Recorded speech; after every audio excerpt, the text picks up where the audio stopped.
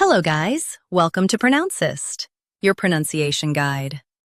Today we will learn how to pronounce the word shown on the screen, cough. First, let's hear its American pronunciation. Cough. Cough. Now, read the syllables of U.S. pronunciation shown on the screen naturally. Cough. Cough.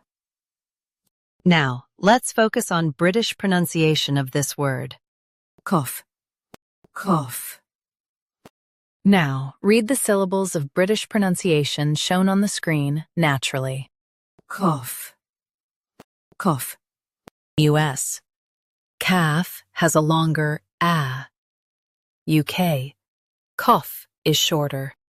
Practice repeatedly and you'll soon be able to say this word perfectly.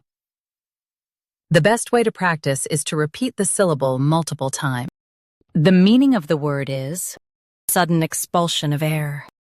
Try repeating this word several times to improve your pronunciation. We post daily videos on useful and commonly mispronounced words to help you speak clearly and confidently.